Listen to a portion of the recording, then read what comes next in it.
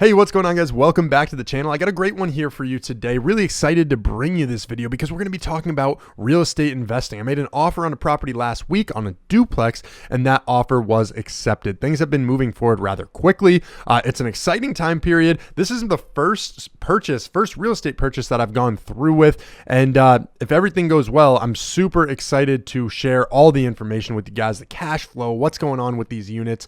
And I'll basically give you an inside look into all the repairs, renovations that take place, and what needs to be done on this property. Now, I think that what makes me a little bit more comfortable about buying in today's current conditions, market prices have been absolutely crazy, especially in the area that I'm actually looking, where housing has, doubled, tripled in prices in some areas over the past year, which has been absolutely nuts. So people have been wondering, how are you okay with purchasing a property? And I think for me, it all comes down to numbers.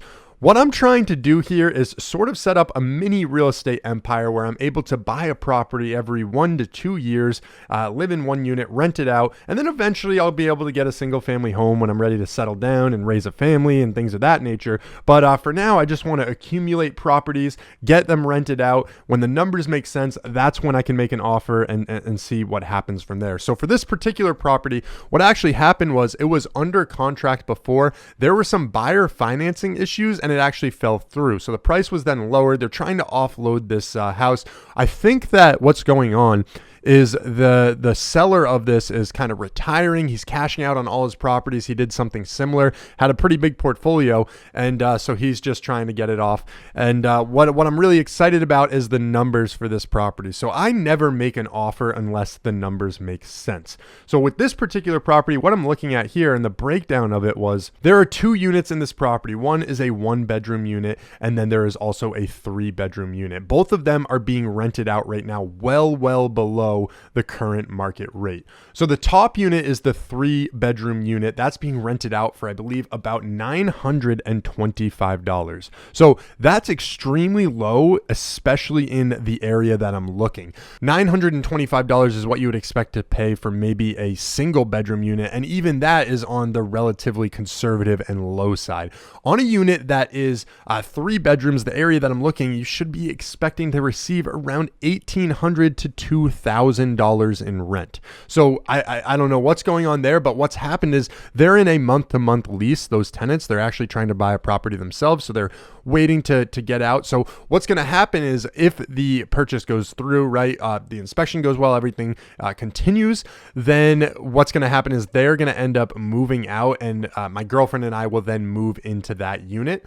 There are a couple of different repairs we want to make on it. There's some things we want to add, like there's no washer and dryer in the unit. There's a lot of things that would really help enhance the apartment itself and bring up that rental rate along with it. So that's what I'm super excited about. Then in the bottom, you got a 1-bedroom unit.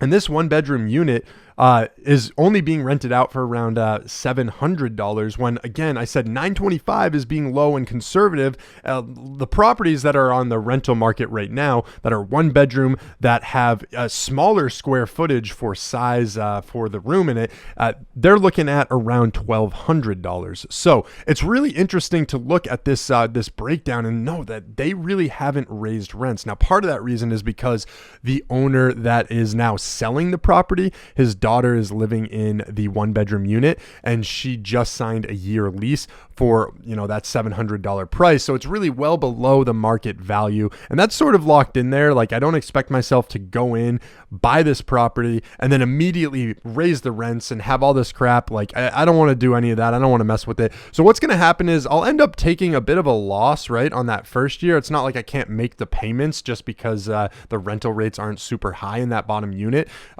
I'll end up basically raising the rents after about a year, see if I can get them more aligned with what the current market rates are. In that unit, there are some things that need to be upgraded as well in order to do that. But what's great is in both the units, the kitchen and the bathrooms were both recently renovated, and they're some of the best features of the property. Not only that, it's got a yard that's been overrun that just the owner hasn't taken care of, so I can bring up the property value in that manner as well. There's a lot that goes into it, and I'm super excited excited to be able to share this entire process with everybody along the way. Now, again, what I'm trying to do with these properties that I'm buying is live there for about 1 to 2 years, move on to the next property, and sort of do the same thing over and over again. I want to acquire as many units as possible, and then eventually when I'm ready to settle down, have a family, I'll live in a single family house. I'll have these properties working for me. I'll probably have property managers by that point, and it'll just be another form of relatively passive income. So I kind of see the path, and this is the way that I've been going. This is a really great unit to start with, because as soon as I move out and I'm able to get the rents to where they need it to be, this is going to cover the entire mortgage payment, all the insurance, everything that's going into it, as well as it's going to be able to produce around $300-400 of cash flow too. So bear in mind, I have an emergency fund set up like well above. I really had the funds to put down about 20% on this property. I'm only putting down about 5%. And the reason being is because with the FHA loan, I can get in for much cheaper. The only thing is with the PMI, it makes it a little bit more difficult. I just don't love PMI because it's an entirely sunk cost. So if things continue, I'm still making money at the rate that I'm making it. Maybe in the next few months to a year, I'll pay it off all the way to 20%, get rid of the PMI, and that's just another cost that I can get rid of. Some things that I want to quickly touch upon if you guys are thinking about getting into real estate yourself. Maybe you see these types of videos and you get a little bit of an inspiration. Well, I really want to stress to you how important it is to find sort of mentors or people along the way that are in your corner that understand things going on. You see, I know a number of different contractors who are going to help out with any of the sort of renovations that I need. I got a lot of friends we can go in, do sort of the demo stuff, the easier stuff to get done, and save money in that manner. But then on top of that, you got to find the right people to work with. My real estate agent right now, like I said, he's done the exact same thing that I'm trying to do. When he was about 22, he bought his first multifamily, his Duplex,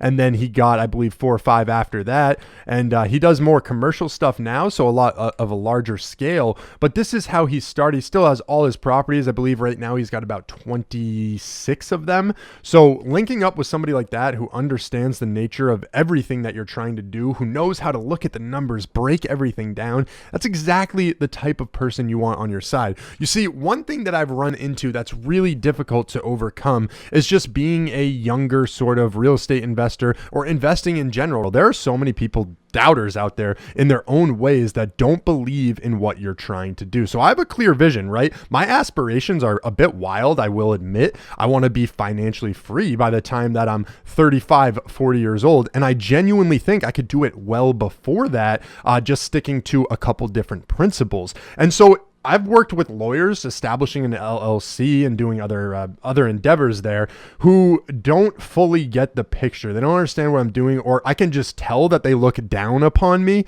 And that's always been something that I can't really grasp. You see, I'm offering these people money to help further along my process. And if you're not on the same page or you're not able to get there, it's like, why waste my time with those people? There are so many others out there that are willing to work with you, willing to help you out to get you to that point that you want to be at. And so now I go into these conversations, establishing work relationships, and I'm just so honest, straight up. I say, there are a lot of people I've dealt with in the past that don't fully understand what I'm trying to do. I can explain everything, and if you're on the same page, like, that's great. But the last thing I want to do is waste my time with somebody who doesn't necessarily believe in what I am personally trying to do. And so that has really helped me out along this process, and finding the right people to connect with, finding the people who have similar backgrounds and past to what I'm trying to do. Like, that is the biggest piece of advice that I can offer here. And just be brutally honest in those conversations. Like, I've straight up said to people, listen, if this isn't going to work out, like, there's no hard feelings here. We can walk away. Like, we had a decent conversation, whatever. But this has made the biggest impact in further establishing myself in the financial world. All right. So as I mentioned before in the video, I'm super excited to bring you along my real estate journey, building out that mini empire and showing you everything that I'm doing along the way. So if that interests you, make sure you're subscribed to the channel, turn on that bell notification. You won't want to miss the videos that are coming out, and I'll keep you updated along the way. Hopefully, again, everything goes well with this property and I can really get started off on a good note here. So thank you so much for checking out this video, guys. Have a great day.